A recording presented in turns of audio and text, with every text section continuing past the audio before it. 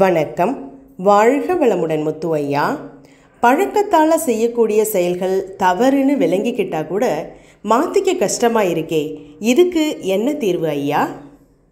வாழ்க வையகம், வாழ்க வையகம், வாழ்க வளமுடன். குரு வாழ்க, குருவே துணை. தினசரி காலையில் காஃபி குடித்து 1 மாதம் பழகிவிட்டால் கூட அதன் பிறகு ஒரு நாள் காஃபி இல்லை என்றால் தலைவலி கூட வருவதை பார்க்கிறோம். பழக்கம் ஏன் ஏற்படுகிறது, எப்படி ஏற்படுகிறது என்ற விஞ்ஞானத்தை நாம் தெரிந்து கொண்டால் பழக்கத்திலிருந்து நாம் எப்படி விடுபடுவது என்பதை நாம் தெளிவாக புரிந்து கொள்ள முடியும். மழை பெய்கிறது என்றால் அந்த மழை நீர் ஈஸியாக தண்ணி எப்படி பாயுமோ அப்படி ஒரு பாதையை ஏற்படுத்தி கொண்டு மலை உச்சியில் இருந்து கீழே வந்து சேரும். ஒரு 3 மாதம் கழித்து மீண்டும் மழை பெய்தாலும் அதே பாதையை தேர்ந்தெடுத்து மழை நீர் கீழே வந்துவிடும்.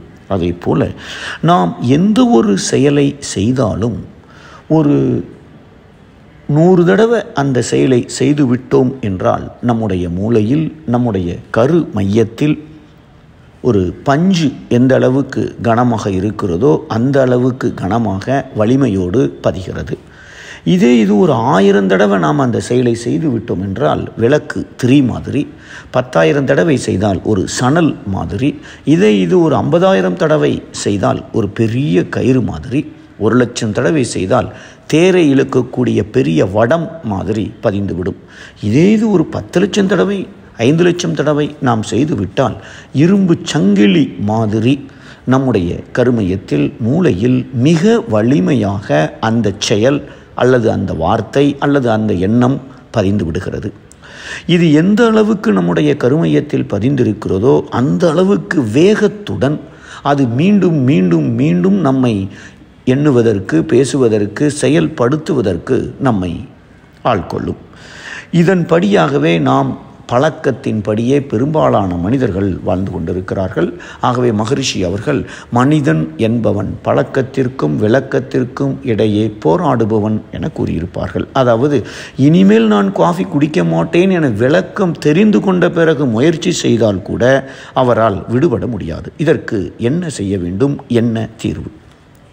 முதல் விஷயம், பழக்கத்திலிருந்து விடுபட வேண்டும் என்றால் நம்முடைய மனோசக்தி அதிகமாக இருக்க வேண்டும். மனோசக்தியை அதிகரிப்பதற்கு தினம் தவம், மௌனம் இருக்க வேண்டும்.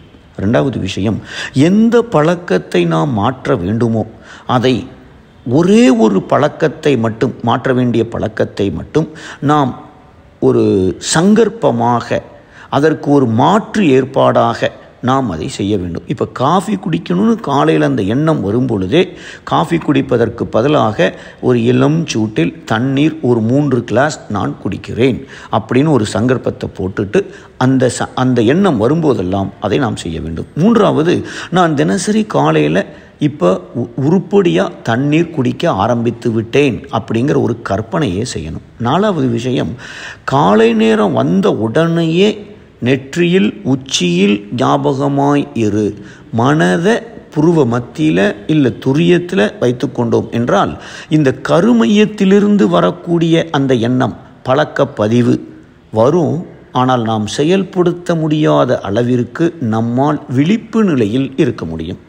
5வது விஷயம், நம்ம காஃபி என்பது குடிப்பதற்கு பதிலாக தண்ணீர் 3 கிளாஸ் குடிக்கணும். இந்த முதல் ஒரு 90 நாட்கள் கடும் முயற்சி எடுத்து இதை நாம் நிறைவேற்றிவிட்டால் அது பழக்கமாகிவிடும். அந்த பழக்கமே வழக்கமாகி விடும். அதுவரைக்கும் கொஞ்சம் கஷ்டப்பட்டு அந்த பழக்கத்தை நாம் விடுபடுவதற்கு மாற்ற முயற்சி செய்ய வேண்டும். இப்படி ஒவ்வொரு பழக்கமாக நாம் எடுத்துக்கொண்டு ஒரு பழக்கத்தை மாற்றுவதற்கு ஒரு 90 நாட்கள் எடுத்துக்கொள்ள வேண்டும்.